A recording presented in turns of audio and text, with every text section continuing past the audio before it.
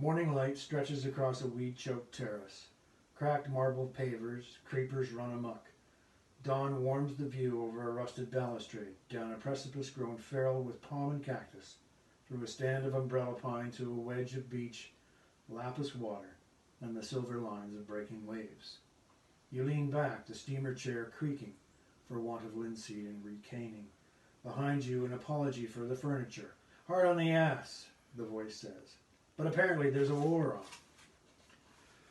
Dingy white lab coat draped over rumpled uniform. Pocketed stethoscope, notebook under arm, captain's insignia on threadbare collar points. Frameless spectacles propped on close-cropped head, scruff of beard, tray balanced in one hand. Then again, let us praise the Greeks for the view.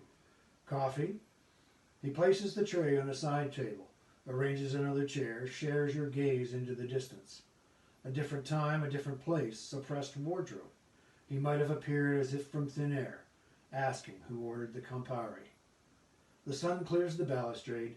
Your new companion lights a cigarette. The time has come, he says, to talk of many things. Suddenly you and Bess are sitting transfixed at Grant's kitchen table. You are 9, maybe 10. Bess at most 5. Gran, mischief in her eyes, circles you both.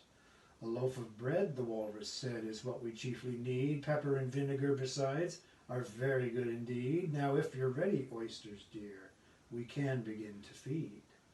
You cover your ears, feigning your terror. Bess begs her through her squeals, please don't eat us, Mr. Walrus. Your new companion exhales a series of smoke rings, of shoes and ships and sealing wax, he says, and whether one can explain the whys and wherefores of a lost soldier and how he might have ended up here. Pigs, you say. And whether pigs have wings. As you wish. As for the whys and wherefores, let us begin with the heres and nows. Welcome to the Villa Rosa. Thomas Eakins, one of Victorian America's preeminent artists, specializes in portraits of leading figures in the arts, sciences, and medicine. Known for his realism, Eakins strives to capture a subject's unvarnished individuality, preferring to paint his subjects in their workaday environments. Eakins' The Gross Clinic, painted in 1875, predicts Philadelphia surgeon and academic Samuel Gross, bloodied scalpel in hand, overseeing a procedure in a lecture theater crowded with medical students. Huge in size, dense in population, the Eakins painting, he labors for almost a year to complete it. Faithful to the subject's profession is the rendering of both the somber, dimly lit theater and the attire of Dr. Gross and his team. Ink black formality from top to toe. The Gross Clinic is a portrait of medicine as diligence, competence, scholarship. Yet at the time, the practice is as likely to be associated with miracle elixirs and quackery. A doctor's traditional tailoring, meant to reflect the seriousness and skill of the practitioner, more often inspires mistrust and fear, more undertaker than healer. At best, a brocade waistcoat and prill-pinned cravat might hide the grislier stains of the work. Meanwhile, science, dressed as white-smocked laboratory researchers, is busy unraveling the mysteries of infection, the cause and care of disease, how the human body actually works. So too is the ministering nurse, busying herself in snowy uniform, dabbing an anxious brow amid more sordid tasks, or holding a clammy, terrified hand.